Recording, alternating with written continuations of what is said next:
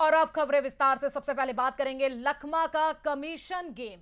रायपुर से यह बड़ी खबर, जहां पर शराब घोटाले मामले में बड़ा खुलासा हुआ है। कमीशन के रूप में लखमा को 2 करोड़ मिलने का आरोप है।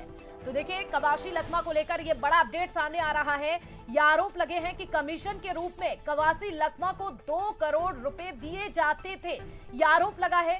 तो रुपए का पार्सल लखमा के घर कर्मचारी की ओर से छोड़ा जाता था, यानी कि कर्मचारी की भी यहां पर भूमिका है। कर्मचारी की ओर से यह काम कराया जाता था। बस के माध्यम से सुकमा भेजा जाता था। ये पूरा पैसा कर्मचारी को ईओडब्ल्यू ने सरकारी गवाह बनाया है। तो 11 अप्रैल तक ईओडब्ल्यू की रिमांड पर हैं कवासी लखमा।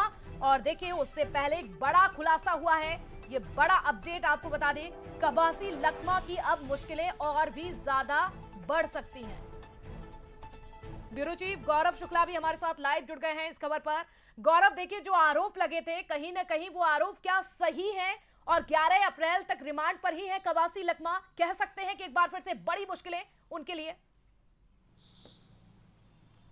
जी बिल्कुल, देखिए, कवासी लखमा की मुश्किलें कम होती नजर नहीं आ रही है। जिस तरीके से लगातार उनकी कोर्ट में पेशी हो रही है और रिमांड बढ़ाया जा रहा है, उससे तो ये साफ है कि जो साक्ष्य लगातार ईओडब्ल्यू या ईडी जुटा रही है कवासी लखमा के खिलाफ, उसमें बढ़ोतरी हो रही है। और जिस तरीके से ईओडब्ल्यू ने एक बड़ा वो किया है, खुलासा किया है, या कहें कि एक बड़ा उन्होंने जो साक्ष्य है वो पाया है, तो वो सबसे बड़ी बात यह है कि जो आरोप था कि हर महीने 2 करोड़ जो कवासी लखमा को शराब घोटाले के जाते थे, उसमें जो कर्मचारी पैसे लेकर जाता था रायपुर से जिस बस में बैठकर, उस कर्मचारी को जो है ईओडब्ल्यू ने सरकारी गवाह बना लिया है। मतलब ये कहा जा सकता है कि सीधे तौर पर एक बड़ा गवाह जो है वो ईओडब्ल्यू के हाथ में लगा है। और वो ये पूरी बातें बता रहा है कि किस तरीके से वो पैसा लेकर जाता था और उस पैसे में कितनी रकम रहती थी, उस डब्बे में कितनी रकम रहती थी, और सीधे तौर पर वो कवासी लखमा के घर में उस पैसे को छोड़ता था। और जिस तरीके से लगातार 2000 करोड़ से अधिक का जो ये बड़ा शराब घोटाला छत्तीसगढ़ में हुआ था, उसमें 12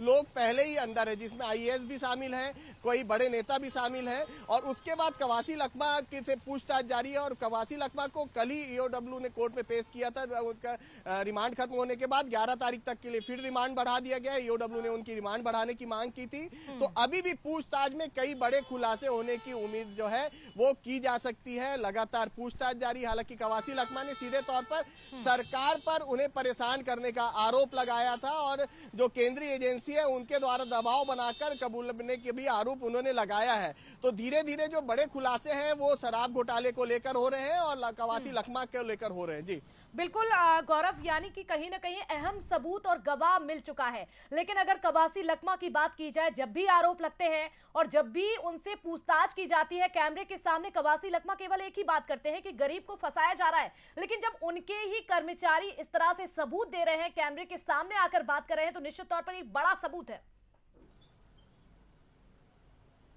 जी बिल्कुल, ये सबूत बड़ा इसलिए है क्योंकि सीधे तौर पर अब उस व्यक्ति को ईओडब्ल्यू ने पकड़ा है जो उनके पास तक पैसा पहुंचाता था।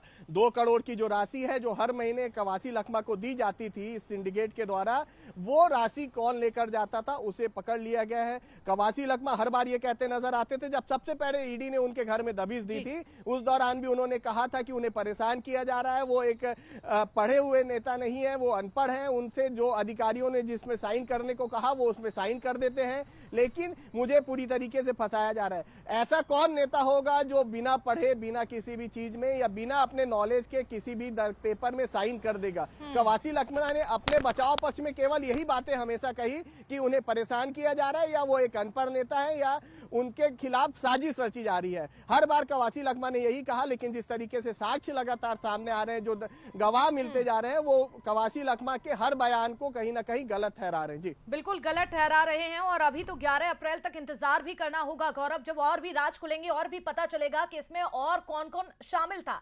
बहुत शुक्रिया तमाम जानकारी के लिए। अपडेट लगातार आपसे लेंगे।